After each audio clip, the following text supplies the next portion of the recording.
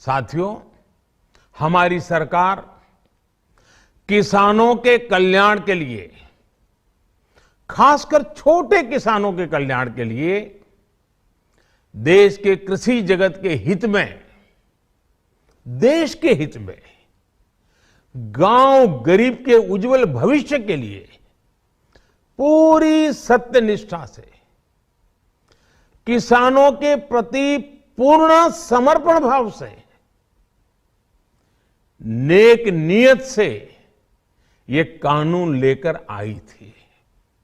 लेकिन इतनी पवित्र बात, पूर्ण रूप से शुद्ध किसानों के हित की बात, हम अपने प्रयासों के बावजूद कुछ किसानों को समझा नहीं पाए।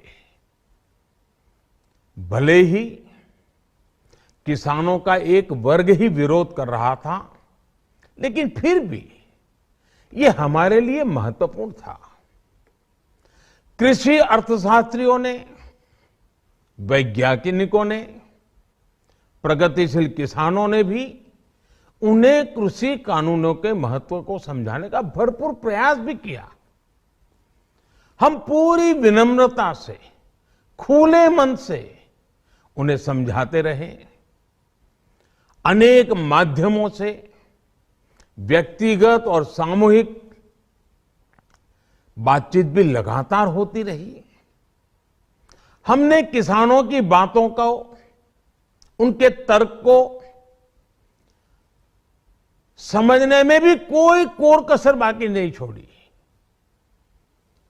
कानून के जिन प्रावधानों पर उन्हें ऐतराज था, सरकार उन्हें बदलने के लिए भी तैयार हो गई। 2 साल तक हमने इन कानूनों को सस्पेंड करने का भी प्रस्ताव दिया। इसी दौरान ये विषय माननीय सर्वोच्च न्यायालय के पास भी चला गया। ये सारी बातें देश के सामने है, इसलिए मैं इनके अधिक विस्तार में नहीं जाऊंगा।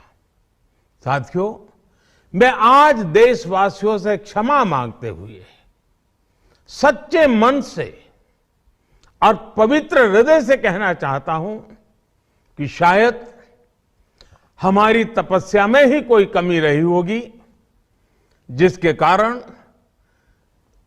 दिए के प्रकाश जैसा सत्य कुछ किसान भाइयों को हम समझा नहीं पाए। आज गुरु नानक देव जी का पवित्र प्रकाश पर्व है। ये समय किसी को भी दोष देने का नहीं है।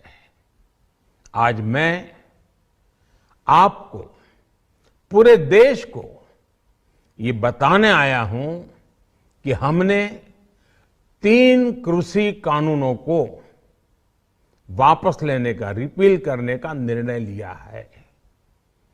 इस महीने के अंत में शुरू होने जा रहे संसद सत्र में, इसी महीने में, हम 3 कृषि कानूनों को रिपील करने की संवैधानिक प्रक्रिया को पूरा कर देंगे। साथियों, मैं आज अपने सभी आंदोलनरत किसान साथियों से आग्रह कर रहा हूं, आज गुरु पर्व का पवित्र दिन है। अब आप अपने अपने घर लौटे, अपने खेत में लौटे, अपने परिवार के बीच लौटे। आइए एक नई शुरुआत करते हैं, नए सिरे से आगे बढ़ते हैं।